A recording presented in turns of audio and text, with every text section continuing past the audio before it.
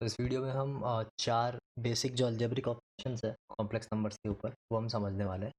Operations है कि अगर दो complex number Z1 and Z2 है तो उनको ऐड कैसे करना है या फिर सब्ट्रैक्ट कैसे करना है, उनको मल्टीप्लाई किस तरह करना है एंड डिवाइड किस तरह करना है, राइट।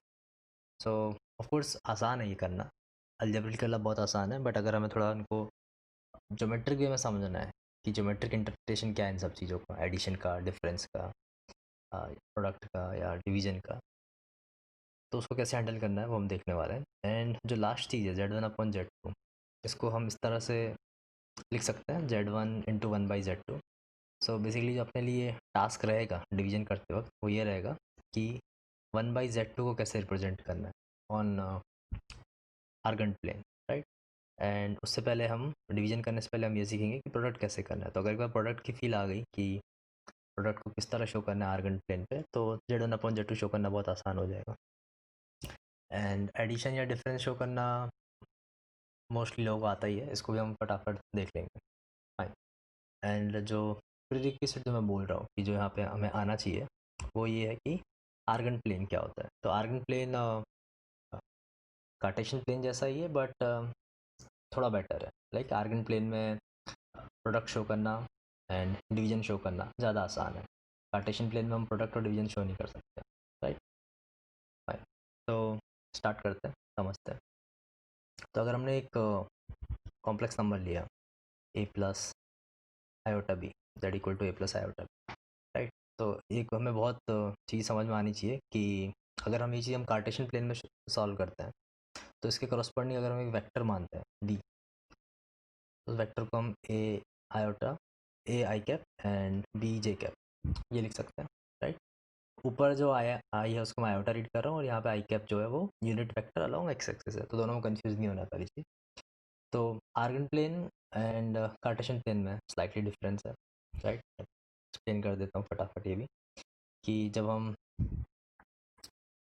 आर्गन प्लेन की बात करेंगे तो यहाँ पे रियल एक्सिस रहेगा, राइट, और यहाँ पे इमेजिनरी एक्सिस रहेगा। एंड लोग इसे बोलते हैं कि राइट साइड में एक्स है और अपवर्ड साइड वाई है, बट वो थोड़ा गलत है उस तरह बोलना, राइट। ये अपना आर्गन प्लेन है। एंड जब मैं कार्टेशियन प्लेन की बात करूँगा तो यहाँ पे एक्स एक्सिस है, यहाँ पे वाई एक्सिस है, राइट। यहाँ पे रियल एक्सिस है, यहाँ पे इमेजिनरी एक्सिस है। ऑलमोस्ट सेम है ऑपरेशन, तो फील आती है कि सेम है, बट नहीं। अगर तुम्हें ये दो चीज़ें शो करनी है, थर्ड एंड फोर्थ, तो इस पर ईजिली शो हो जाती है, ईजी टू रिप्रेजेंट, है ना, easy to represent in Argand plane. Fine. तो हम आर्गन प्लेन यूज़ करने वाले हैं। एंड ऑफ कोर्स अगर मैं आर्गन प्लेन वर्ड यूज़ कर रहा हूँ तो मैं ऑफ कोर्स ये अज्यूम कर रहा हूँ कि आपको कॉम्प्लेक्स नंबर को रिप्रेजेंट करना आता है, ठीक है। स्टार्ट करते हैं।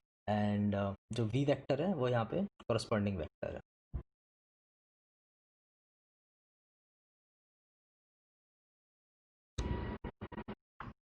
तो अगर हमने एक कॉम्प्लेक्स नंबर z लिया a प्लस आयोटा वी, तो वी वेक्टर जो है a i cap plus b j cap corresponding vector है, जो कि हम कार्टेशियन प्लेन में शो करते हैं, राइट। तो अगर हमें कार्टेशियन प्लेन में एक वेक्टर बनाना है इस तरह से, और जब मैं a i cap plus b j cap use कर रहा हूँ तो समझ में आता है कि उसका अलॉन्ग एक्स एक्सिस और वाई एक्सिस कंपोनेंट क्या रहने वाला है, राइट। सेम चीज़ें मैं यहाँ कर रहा हूँ, तो यहाँ पे ए प्लस आयोटा बी के फॉर्म में है वो, राइट। तो ए उसका रियल पार्ट है, आयोटा बी उसका इमेजिनरी पार्ट है, बी उसका इमेजिनरी पार्ट है अलॉन्ग द इमेजिनरी एक्सिस। तो अभी ऐसा ज़्यादा डिफरेंस नज़र नहीं आ रहा है, बट दोनों चीज़ डिफरेंट है जो कि हम समझ लेंगे। ओके। सो अगर हमें पहले एडिशन शो करना है तो आई होप ये सबको आता होगा, तो इसको हम फटाफट ज्योमेट्रिकली देख लेते हैं कि क्या मतलब है इस चीज़ का। तो अगर हमने एक कॉम्प्लेक्स नंबर Z1 लिया जो कि ए प्लस आयोटा बी है, एंड एक और कॉम्प्लेक्स नंबर Z2 लिया जो कि सी प्लस आयोटा डी है, राइट। और अगर हम इसको अलजेब्रिकली ऐड करते हैं तो इट्स नॉर्मल थिंग कि this is A plus C plus iota into B plus D, ये है। तो अलजेब्रिकली सॉल्व हो गया, पर ज्योमेट्रिकली इससे क्या मतलब है वो बहुत इंपॉर्टेंट है, क्योंकि ये सब चीज़ें जब हम बड़े टफ क्वेश्चन आएंगे तो बेसिक्स भूल जाते हैं कि ये कैसे हुआ था, एंड बाद में चीज़ें ट्रबल करती है। उसको समझ लेते हैं अच्छे से, इसका मतलब क्या है। तो सपोज हमने फिर से एक आर्गन प्लेन ड्रॉ करना है हमें, देखते हैं। सपोज हमने एक आर्गन प्लेन लिया एंड हम यहाँ पे दोनों वेक्टर z1 और z2 करस्पॉन्डिंग जो वेक्टर्स है वो ड्रॉ करने वाले, राइट। तो आर्गन प्लेन है एंड सिमिलरली इसको मैं कार्टेशियन प्लेन की फील्ड लेके सॉल्व कर रहा हूँ। तो समझ लो एक बार। तो अगर मान लो कि हमारे पास एक वेक्टर है v1, ये वाला वेक्टर v1 है जो इसके करस्पॉन्डिंग वेक्टर है, और इसके करस्पॉन्डिंग वेक्टर क्या है v2 है। तो मैंने ये वाला पॉइंट अगर a, b समझा, राइट। तो यहाँ से लेके यहाँ तक अगर मैं ओरिजिन से इसको कनेक्ट करूँगा तो ये वाला वेक्टर क्या हो जाएगा v1, राइट। एंड सिमिलरली अगर मैं एक और पॉइंट यहाँ लेता हूँ, मानो कि मैंने पॉइंट c, d लिया है, तो इस पॉइंट को अगर हम ओरिजिन से कनेक्ट अगर करते हैं,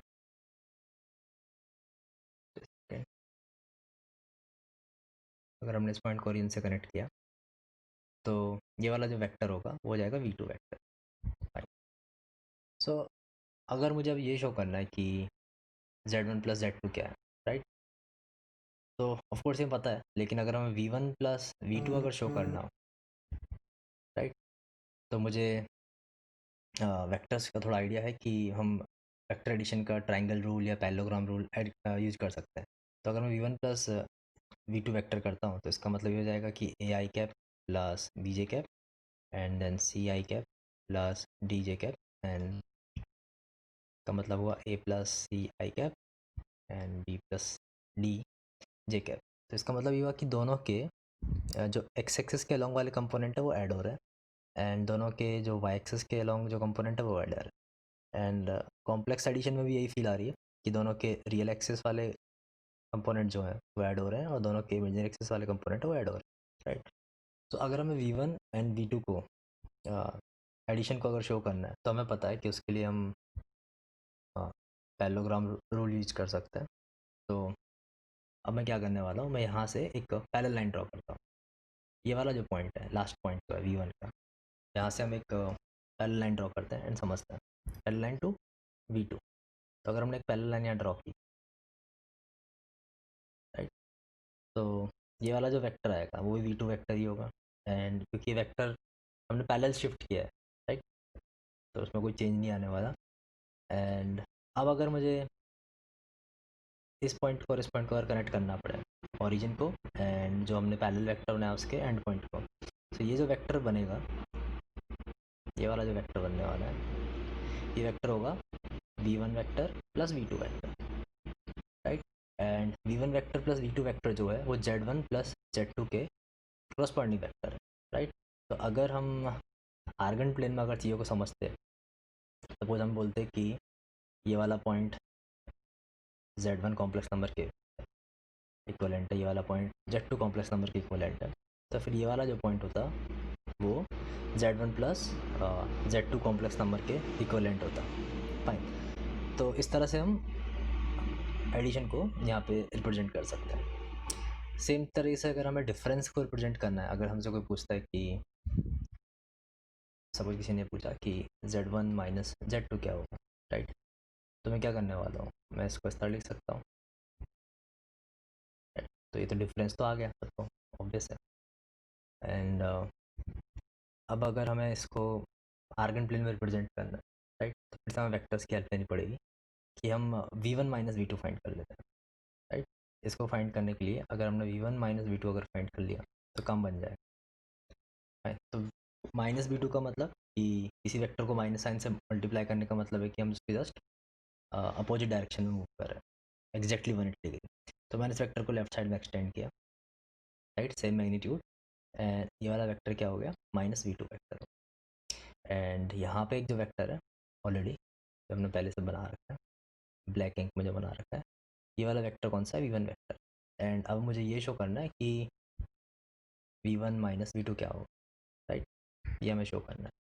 तो हम फिर से क्या कर सकते हैं, हम माइनस v2 वेक्टर के पैरेलल एक लाइन ड्रॉ कर सकते हैं, right.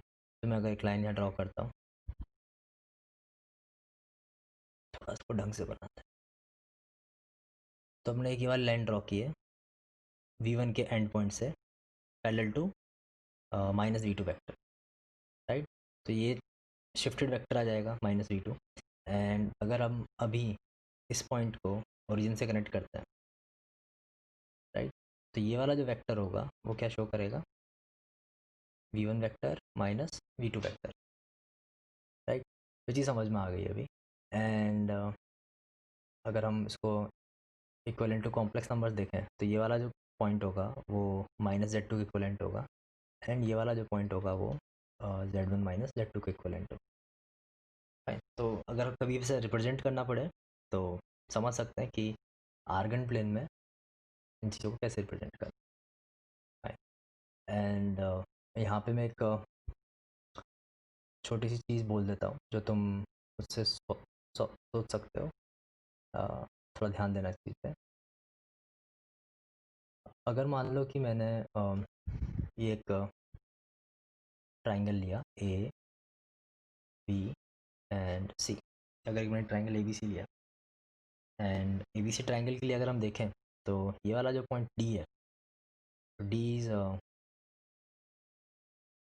Mid point, D is mid point of B C, right. And तो हम ऐसा बोल सकते हैं कि ए डी इज़ मीडियन। तो इससे रिलेटेड एक इम्पॉर्टेंट रिलेशन हमारे पास आ सकता है, राइट। अगर आप अपोलोनियस थ्योरम का विजिट करो तो एक बहुत अच्छा रिजल्ट आ सकता है। तो ये खुद से ट्राई करके देखना, और ये चीज़ मैं नेक्स्ट वीडियोस में कवर करूँगा, बट तब तक सोच सकते हो। मैंने ट्राइंगल ए बी सी की बात की है, एंड जहाँ पर साइड बी सी है उसका मिड पॉइंट डी है, क्योंकि v2 vector and -v2 vector दोनों का लेंथ सेम है, and A D again then median है। तो हमें ए सी वेक्टर पता है, ए बी वेक्टर पता है, तो शायद कुछ कुछ चीज़ें की जा सकती है। खुद से ट्राई करके देखते हैं। फाइन। तो अब ये आगे बढ़ते हैं। सो अगर हम प्रोडक्ट की बात अगर करें, लाइक z1 इंटू z2, ये क्या होगा, तो अलजेब्रिकली पता है, तो हम कुछ एग्जांपल्स लेते हैं एंड फिर चीज़ों को फिगर आउट करने की कोशिश करते हैं कि एग्जैक्टली हो क्या रहा है, एंड आई थिंक इसमें मज़ा आने वाला है। तो अगर हमने जैसे अगर अलजेब्रिकली मल्टीप्लाई किया, अगर किसी को नहीं आता हो तो फटाफट देख सकता है कि इस तरह से मल्टीप्लिकेशन हो जाएगा, a c minus b d plus iota time b c plus a d, right. But इसको अगर हम थोड़ा एग्जांपल्स की तरफ कवर करते हैं एंड देन उन हर एग्जांपल को हम प्लॉट करते हैं एंड इनके प्रोडक्ट को भी प्लॉट करते हैं, राइट। तो हम समझते हैं कि करने क्या वाले हैं अभी। सपोज हमने फर्स्ट एग्जांपल लिया, और फर्स्ट एग्जांपल ले रहा हूँ जिसमें z1 मैंने 3+4 आयोटा लिया, एंड z2 मैंने 4+3 आयोटा लिया, राइट। एंड अगर अभी मैं z1 इंटू z2 अगर करूँगा तो लाइक क्या आने वाला है, 12 plus 16 iota plus 9 iota minus 12, 12 से 12 cancel, and this is 25 iota. Fine. तो अभी एक टास्क लेते हैं हम कि हम z1 z2 and z1 into z2 इन तीनों पॉइंट्स को आर्गन प्लेन में प्लॉट करते हैं एंड समझते हैं वो क्या रहेगा। तो ये इंपॉर्टेंट चीज़ है, ये अगर समझ में आ गया तो काफ़ी ठीक रहेगा। तो देखते हैं।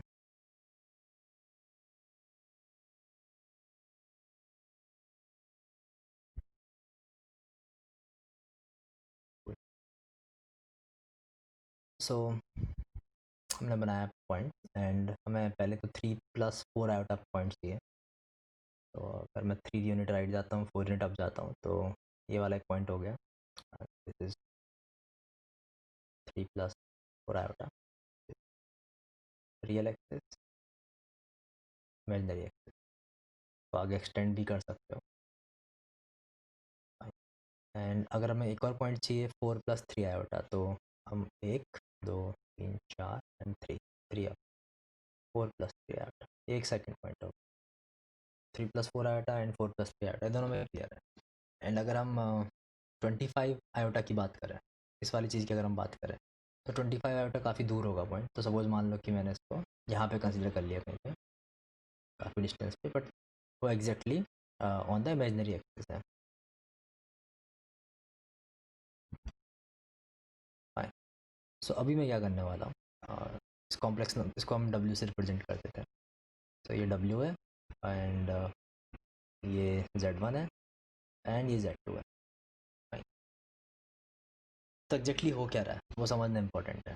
तो अगर मैं Z2 को ओरिजिन से अगर कनेक्ट करता हूँ सपोज, तो देखते हैं क्या आ रहा है। तो अगर हम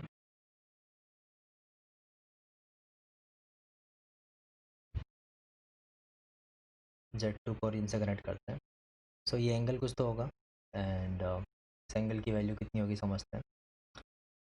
सो ये एंगल कुछ थीटा होने वाला, राइट। एंड अगर हम इसको परपेंडिकुलर ड्रॉप कर दें यहाँ से, तो ये सारी डिस्टेंस हमें पता है कि डिस्टेंस 3 है, ये डिस्टेंस 4 है, राइट। तो हमें इस ट्रायंगल में tan थीटा की वैल्यू मालूम है। सिमिलरली हम एक और अगर लाइन ड्रॉ करते हैं एंड फिर से Z1 को अगर हम ओरिजिन से कनेक्ट करते हैं, सपोज ये हमने कनेक्ट किया एंड अगेन एक ट्रायंगल मैंने फिर से यहाँ बनाया, तो हमें ये फिर से मालूम है कि ये वाली जो डिस्टेंस है वो 3 है एंड ये वाली डिस्टेंस है वो 4 है। फाइन। सो ये एंगल भी कितना हो जाएगा, ये एंगल भी थीटा हो जाएगा। कुल एंड Z1 Z2 की जो डिस्टेंस है ओरिजिन से वो कितनी है, 5 राइट। तो मैं थोड़ा सी किस तरह लिखना स्टार्ट करता हूँ कि Z2 जो है वो Z1 जो वेक्टर है, राइट। ओरिजिन से अगर मैं Z1 का एंगल देखता हूँ वो Z1 and real axis, suppose इसके बीच में मुझे एंगल फाइंड करना है, वो Z1 एंड रियल एक्सिस, इसके बीच का अगर हमें एंगल चाहिए कितना एंगल, तो मुझे अगर इस वाले एंगल की वैल्यू पूछी जाए अभी, तो हम बता सकते हैं कि जो एंगल होगा वो 90 माइनस थीटा होगा, 90 डिग्री माइनस थीटा, राइट। क्योंकि इधर थीटा है, ये एंगल थीटा है, तो बचा हुआ एंगल कितना होगा, 90 माइनस थीटा होगा। And OZ2 and real axis के बीच में एंगल अगर देखें, OZ2 एंड रियल एक्सिस, तो एंगल कितना है, थीटा है। फाइन। एंड अगर हम Z1 का डिस्टेंस देखें फ्रॉम ओरिजिन, राइट, ये वेक्टर का अगर हम मैग्नीट्यूड फाइंड करते हैं तो डिस्टेंस 5 है एंड सिमिलरली अगर हम OZ2 अगर फाइंड करते हैं तो डिस्टेंस 5। कूल। एंड इसी तरह अगर हम जो पॉइंट W है, पॉइंट W का अगर हम डिस्टेंस फाइंड करें ओरिजिन से तो वो कितना है, 25 है। एंड अगर हम OW का एंगल देखें विद रियल एक्सिस तो 90 डिग्री, राइट। तो यहाँ पे समझने वाली चीज़ क्या है, अगर हम ऑब्जर्व करते हैं थोड़ा, कि जब हम दो कॉम्प्लेक्स नंबर्स को मल्टीप्लाई कर रहे हैं, जब हम दो कॉम्प्लेक्स नंबर्स को मल्टीप्लाई कर रहे हैं तो उनका जो मैग्नीट्यूड है, राइट, उनका प्रोडक्ट हो जा रहा है। थोड़ा ध्यान से देखें, तो यहाँ पे मैग्नीट्यूड 5 है, यहाँ पे मैग्नीट्यूड 5 है एंड यहाँ पे मैग्नीट्यूड कितना है, 25। तो जब भी हम दो कॉम्प्लेक्स नंबर को मल्टीप्लाई कर रहे हैं तो उनके मैग्नीट्यूड का मल्टीप्लिकेशन हो जा रहा है एंड उनके जो एंगल्स हैं विद रियल एक्सिस, जैसे यहाँ पे एंगल 90 माइनस थीटा है, यहाँ पे एंगल थीटा है, तो उनका एडिशन होकर कितना हो जा रहा है, 90 डिग्री। तो जो एंगल रियल एक्सिस के साथ उनके कॉरस्पॉन्डिंग वेक्टर्स बनाते हैं वो ऐड हो जा रहे हैं, राइट। तो ये किस वाले क्वेश्चन में हमने ऑब्जर्व किया। एक और एग्जांपल लेके समझते हैं शायद और अच्छे से क्लियर हो जाए। तो एक चीज़ समझ में आ रही है, फाइन। तो अगर हमने एक और एग्जांपल लिया, एग्जांपल 2, एंड देखते हैं क्या होना है इस बार। सपोज मैंने फिर से एक वेक्टर उठाया,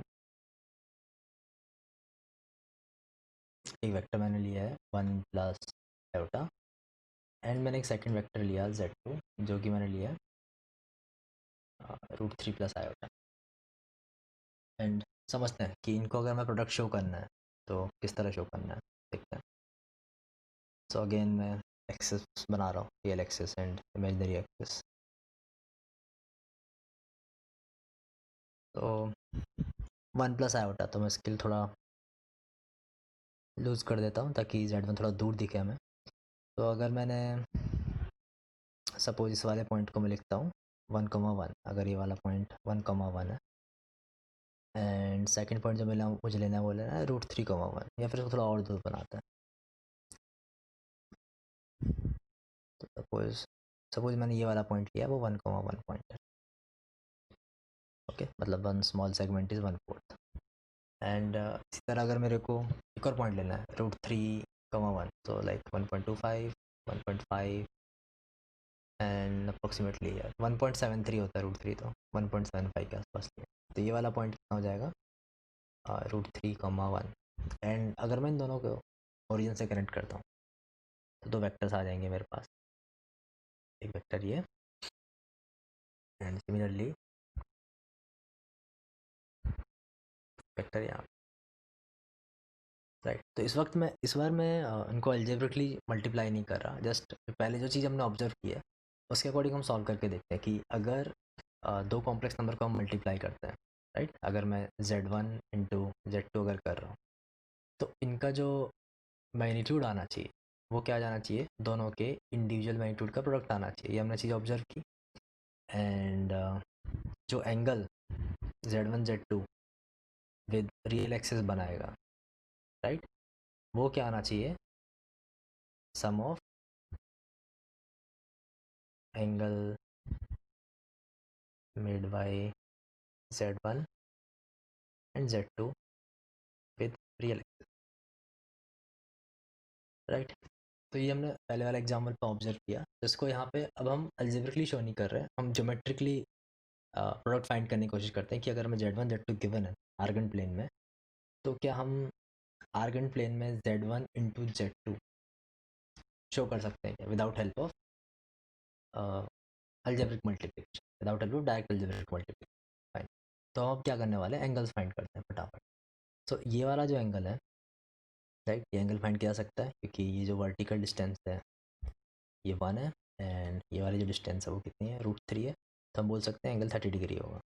सिमिलरली ये वाला एंगल फाइंड किया जा सकता है, राइट, ये वाला एंगल कितना होगा, 45 डिग्री होगा, राइट। तो अभी ये बोला जा सकता है कि जो मॉड Z1 इंटू Z2 आने वाला है एंड जो एक वेक्टर आएगा Z1 Z2, जो वेक्टर आएगा उसकी जो पोजीशन होगी वो कहाँ होगी, वो फाइंड कर सकते हैं। तो हम बोल सकते हैं कि ये जो एंगल हमें चाहिए था यहाँ पे, तो एंगल कितना हो जाएगा अभी, 75 डिग्री, राइट। हम बोल सकते हैं कि 45 डिग्री एंड 30 डिग्री ऐड होने वाले हैं। तो अगर ऐड होते हैं तो जो नया प्रोडक्ट वाला वेक्टर होगा वो with positive x axis 75 degree angle पर आना है। अब 75 बना लेते हैं, समझ लेते हैं, रफ रफ रफ डायग्राम बना के देख लेते हैं। तो अगर मैं इसमें 30 और ऐड करता हूँ तो समहाउ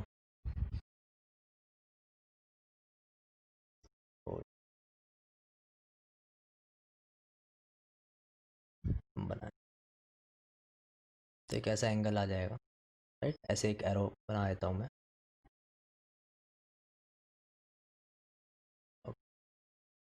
तो हम अज्यूम कर रहे हैं कि ये जो डिस्टेंस होगी, सॉरी, ये जो एंगल होगा वो कितना है, 75 डिग्री।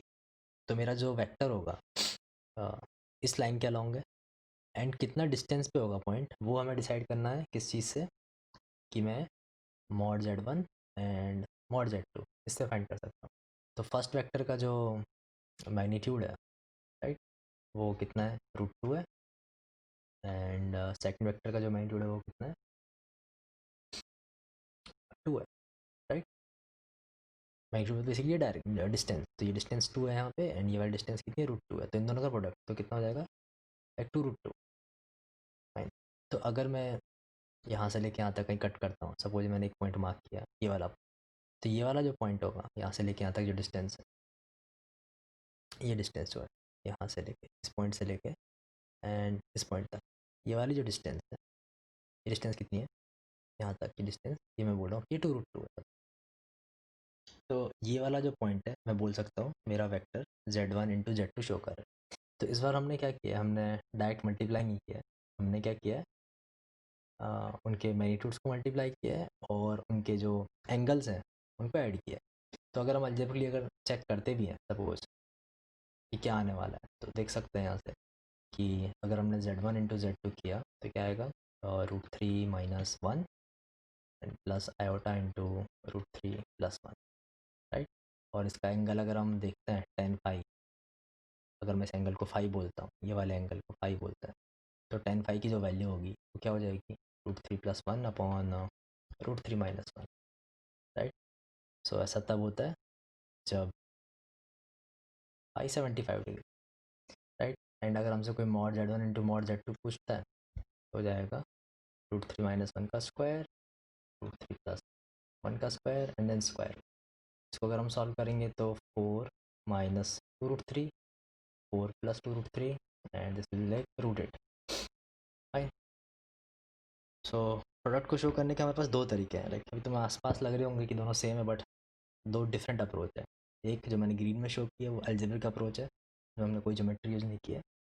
एंड सेकंड जो मैंने ग्राफ से शो किया है वो ज्योमेट्री शो किया है कि हम पहले दो वेक्टर ड्रॉ कर सकते हैं, दोनों वेक्टर के ओरिजिन से लेंथ फाइंड कर सकते हैं, दोनों वेक्टर के with real axis angle find कर सकते हैं।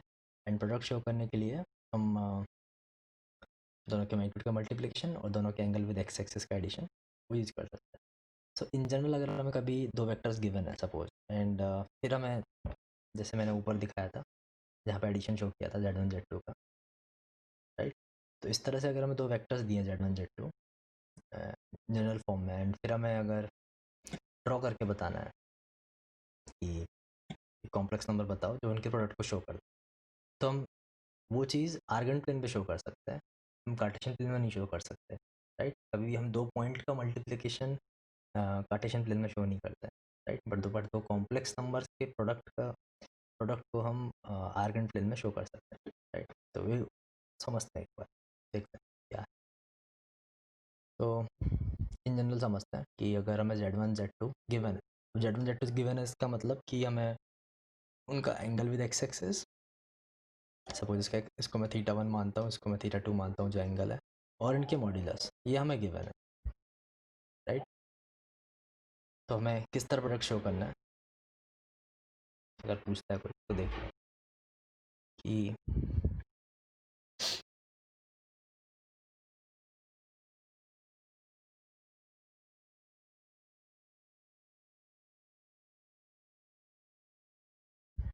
सपोज मेरे को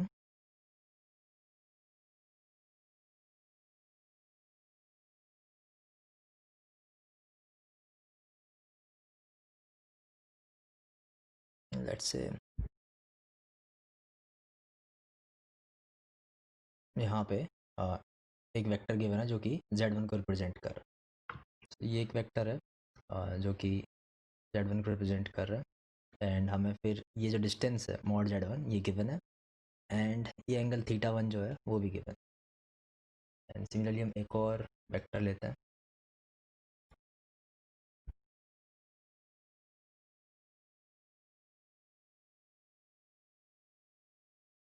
सपोज ये वेक्टर है, तो ये वेक्टर Z2 है, एंड हमें इसकी जो डिस्टेंस है from origin Z2 mod Z2 वो गिवन है, एंड हमें θ2 भी गिवन है। तो ये सब चारों चीज़ें हमें गिवन है, ये चारों चीज़ें हमें गिवन है, एंड हमसे बोला जा रहा है कि रिप्रेजेंट और ड्रॉ जो भी है रिप्रेजेंट Z1 डॉट Z2, इसको शो करना है हमें आर्गन प्लेन पे। तो किस तरह शो करने वाले हैं, तो ये मैं समझाया था, सब कुछ आराम से समझो। तो हम क्या करते हैं, ऑन द एक्स एक्सिस या on the real axis, not x axis, ये आर्गन प्लेन है, आर्गन प्लेन एंड ये रियल एक्सिस। फाइन। तो हम अभी क्या करने वाले हैं, हम आर्गन प्लेन पे 1 यूनिट डिस्टेंस पे मान लेते हैं कि एक पॉइंट ये ओरिजिन है एंड ये पॉइंट ए है, राइट। एंड सब पॉइंट का नाम देता हूँ मैं पी, एंड इसको मैं नाम दिया क्यू। फाइन। तो मैंने क्या किया, ये जो ओ से 1 यूनिट डिस्टेंस पे एक पॉइंट ए लिया on the real axis, right. तो मॉड ओ ए जो है वो 1 है, वो क्लियर है। एंड मैं ए को पी से कनेक्ट करता हूँ, तो एक यहाँ पे हमने ट्राइंगल बना लिया, triangle O A P. Similarly मैं एक लाइन ड्रॉ करता हूँ फ्रॉम ओरिजिन, राइट, क्योंकि हमें ये पता है कि जो प्रोडक्ट आने वाला है कि Z1 डॉट जो Z2 होगा will lie on a line making angle θ1 plus θ2 with x real axis, not axis, with real axis। थोड़ा थ्योरेटिकल है बट इंटरेस्टिंग है। समझने के लिए अच्छा है। सो हम क्या करते हैं कि एक लाइन ड्रॉ करते हैं जो एक्स एक्सिस के साथ, सॉरी रियल एक्सिस के साथ theta one plus theta two angle बना रही है। तो ऑलरेडी ये जो एंगल है, जो रेड लाइन का एंगल है, वो थीटा टू है। तो मुझे क्या करना है, मुझे ओरिजिन से एक लाइन ड्रॉ कर लेनी है एट एंगल थीटा वन। एक मैंने लाइन ड्रॉ कर ली, एंड ये जो लाइन है at angle theta one with red line with vector Z two. तो ये हमने थीटा वन एंगल पे ओरिजिन से एक लाइन ड्रॉ कर ली है। थीटा वन जो एंगल बना रहे हैं हम जेड टू के साथ बना रहे हैं। तो ये जो टोटल एंगल अगर हम देखें, ये वाला एंगल जो देखें यहाँ से लेके यहाँ तक, ये एंगल कितना हो जाएगा, ये एंगल हो जाएगा theta one plus theta two. Fine. तो हमें ये पता चल गया कि जेड वन जेड टू जो है वो इस लाइन पे लाई करने वाला है, Z one into Z two. Okay. अब हमें ये भी पता है कि Z one distance of Z one into Z two will be mod z1 into mod z2 from origin. Fine. तो हम क्या करते हैं अभी, अब हमें एक पॉइंट ढूंढना पड़ेगा इस लाइन पे, स्काई ब्लू लाइन पे, जो कि ओरिजिन से mod z1 into mod z2 distance पे हो। फाइन। तो हम थोड़ा उल्टा सोचते हैं कि ऐसे पॉइंट को फाइंड करने के लिए क्या किया जाए। तो एक इम्पॉर्टेंट चीज़ ये है कि in triangle O A P, ठीक है, तो इसके अंदर हमें क्या है कि ओ पी लेंथ पता है। फाइन। हमें ओ ए लेंथ पता है, हमें एंगल थीटा वन पता है, तो सब कुछ फिक्स है। तो अगर अगर सब कुछ फिक्स है तो हम ऐसा बोल सकते हैं कि फिर ये वाला जो एंगल है, इसको अगर मैं फाई बोलूँ तो हमें फाई भी पता होगा, राइट। तो एंगल फाई भी हमें पता होगा।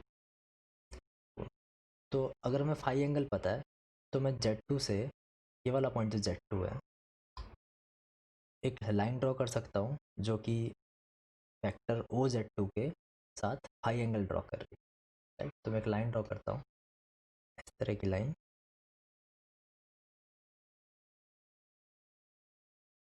राइट। इस तरह लाइन ड्रॉ कर दिया मैंने। सो ये एंगल मैं कितना ले रहा हूँ, ये एंगल फाई ले रहा हूँ। ओके। एंड जिस पॉइंट पे कट कर रही है, पॉइंट को मैं मान लो टी नाम देता हूँ। तो हमारे पास एक ट्राइंगल ओ क्यू टी भी आ गया। अब ट्राइंगल ओ क्यू टी के अंदर क्या क्या है, मैं दो एंगल पता है उसके अंदर, थीटा वन पता है एंड फाई भी पता है। ये वाला एंगल थीटा वन है इसके अंदर, ये वाला एंगल फाई है। तो अगर ऐसा है तो हम बोल सकते हैं कि triangle O A P and triangle O Q T जो है वो सिमिलर ट्राइंगल, राइट। अब अगर ये सिमिलर ट्राइंगल है तो हम ये बोल सकते हैं कि जो O P upon O A होगा वो O T upon O Q के इक्वल होना चाहिए, राइट। अब अगर ऐसा है तो बस सॉल्व हो गया अभी ये। तो ध्यान देना फिर से कि ओ पी कितना है, O P mod Z one है, ओ ए कितना है वन है, ओ टी हमें पता नहीं है, एंड ओ क्यू कितना है मॉड जेड टू है। तो हमें यहाँ से पता लग गया कि जो ओ टी वो है वो mod Z one into mod Z two है। फाइन। तो टी एक ऐसा पॉइंट है जो कि इस लाइन पे लाई करता है, स्काई ब्लू कलर वाली लाइन पे, जो कि ओरिजिन के साथ theta one plus theta two angle बना रही है। एंड टी की जो डिस्टेंस है ओरिजिन से वो कितनी है, mod Z one into mod Z two. तो हम ऐसा बोल सकते हैं कि टी जो पॉइंट है उसको जिस कॉम्प्लेक्स नंबर से रिप्रेजेंट किया जा रहा होगा वो कॉम्प्लेक्स नंबर कितना होगा, Z one into Z two. Fine. तो एक ये ज्योमेट्रिक अप्रोच हो गई कि अगर तुम्हें दो कॉम्प्लेक्स नंबर गिवन है तो उनके प्रोडक्ट को किस तरह हम शो कर सकते हैं, राइट। अगर सिर्फ उनके एंगल और मॉडुलस दिए हैं तो, अगर तुम्हें अलजेब्रिकली सॉल्व नहीं करना है। क्लियर है। तो ये क्लीन थिंग है। नेक्स्ट चीज़ जो आती है समझ में कि Z one by Z two को कैसे रिप्रेजेंट करना है। ये हमने Z one into Z two represent कर लिया, तो समझते हैं उसको। Z one by Z two represent करना है, राइट। तो मैं इसको किस तरह दिखा सकता हूँ, Z one into one by Z two. तो दो नंबर को कैसे प्रोडक्ट कैसे शो करना है वो ऑलरेडी क्लियर है। तो हमें सिर्फ ये समझना है कि वन बाई जेड टू का क्या मतलब है।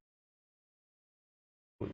तो अगर एक कॉम्प्लेक्स नंबर दिया है हमें जेड, जो कि ए प्लस आयोटा बी है, फाइन। और हमसे पूछा जाता है कि Z raise to minus one कितना होगा, यानी कि वन बाई जेड कितना होगा। हम इसको लिख सकते हैं 1/a प्लस आयोटा, राइट। तो इसका मतलब क्या हुआ, इसको हम इसके कॉन्जुगेट से मल्टीप्लाई कर सकते हैं, तो हो जाएगा a minus iota b upon root a square plus b square. Fine.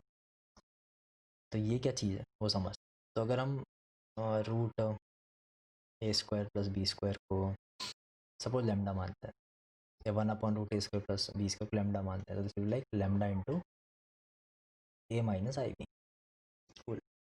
तो हम 1/z को लोकेट कर सकते हैं, क्या हो कहाँ पे होगा। तो देख,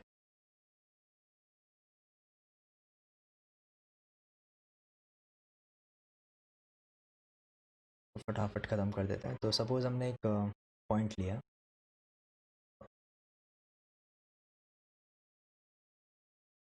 जो कि z, तो सपोज़ हम कहाँ कहाँ ले, सपोज़ हमने पॉइंट z यहाँ पे लिया है, तो और तरीके से लेते हैं, राइट। तो ये जो पॉइंट है उसको अगर हम कार्टेशियन दे तो a, b के इक्वलेंट है, राइट। एंड ये जो पॉइंट है lambda into a minus I B, तो a माइनस आयोटा बी किधर होगा वो भी हमें समझना है। तो अगर इसको हम ओरिजिन से कनेक्ट करते हैं, एंड सपोज ये एंगल थीटा है, राइट। तो a माइनस आयोटा बी जो होगा वो उस लाइन पे लाई कर रहा होगा जो कि a माइनस बी को ओरिजिन से कनेक्ट कर रही होगी, right. Lambda into a minus iota B उस लाइन पे लाई कर रहा होगा जो लाइन ओरिजिन को a माइनस बी से कनेक्ट कर रही होगी। तो अगर ये बी पॉइंट है, तो यहाँ कहीं एक हमने पॉइंट ले लिया कितना, a माइनस बी, तो एक हमने लंबी सी लाइन ड्रॉ कर दी है, फाइन। एंड ये जो एंगल है ये कितना है, ये माइनस थीटा है। तो इस लाइन पे ही कहीं ना कहीं पॉइंट फाइंड करना। अब ये फाइंड करना बड़ा आसान है अभी। तो ये जो चीज़ है वो बेसिकली क्या है, डिस्टेंस फ्रॉम ओरिजिन है, फाइन। तो अगर अगर समझ लेते हैं कि if a square plus b square is less than 1, sorry greater than 1, तो हम सीधे सीधे बोल सकते हैं कि lambda will be less than 1। तो अगर a square plus b square greater than 1 है, तो लैम्डा लेस देन 1 है, तो हमारा जो पॉइंट होगा 1/z, राइट। तो 1/z इस साइड कहीं आ जाएगा बिटवीन, अगर हम इस पॉइंट को p मानते हैं एंड इस वाले पॉइंट को हम p डैश मानते हैं। p डैश बेसिकली रिफ्लेक्शन हो गया इसका p का इन द एक्स एक्सिस। तो जो मेरा 1/z है वो ओरिजिन और p डैश के बीच में आ जाएगा, क्लियर। एंड अगर a square plus b square less than 1 है, तो फिर लैम्डा क्या हो जाएगा, ग्रेटर देन 1। यानी कि अभी जो डिस्टेंस है 1/z की ओरिजिन से जो डिस्टेंस है वो ज़्यादा हो जाएगी, तो उस कंडीशन में 1/z यहाँ पे कहीं हो जाएगा, राइट। तो ये दो चीज़ ध्यान रख लेनी है कि जब हम इन्वर्स ले रहे हैं किसी पॉइंट का, किसी कॉम्प्लेक्स पॉइंट का, और आर्गन प्लेन में शो कर रहे हैं, अब जो इन्वर्स वगैरह है वो हम सिर्फ आर्गन प्लेन में शो कर सकते हैं, वो भी समझ लें। तो हमें मॉड्यूलस पे ध्यान देना है। डायरेक्शन जो उसकी होगी वो फटाफट फाइंड की जा सकती है कि जब भी हम 1/z करेंगे तो न्यूमरेटर में a माइनस आयोटा बी आ रहा है, a माइनस आयोटा बी कहाँ पे होगा वो हम ग्राफ पे ड्रॉ कर सकते हैं, और उस पॉइंट को अगर हम ओरिजिन से कनेक्ट करें तो डायरेक्शन पता चल जाएगी हमें। अब उस पॉइंट उस डायरेक्शन में हमें 1/z को कहाँ मार्क करना है वो डिपेंड करता है मॉड्यूलस पे, इस चीज़ पे। तो ये क्लियर आई हो। एंड एक बार अगर हम ये पॉइंट लोकेट कर देते हैं 1/z, राइट, तो फिर चीज़ें आसान है। अगर एक बार लोकेट कर देते हैं तो फिर मल्टीप्लिकेशन हम ऊपर वाले मेथड से शो कर सकते हैं इस तरह से। तो ये अगर कोई पूछता है तो समझने के लिए बेटर है, बट अगर कैलकुलेशन ही करनी है तो of course direct algebraic operation show करके दिखाया जा सकता है।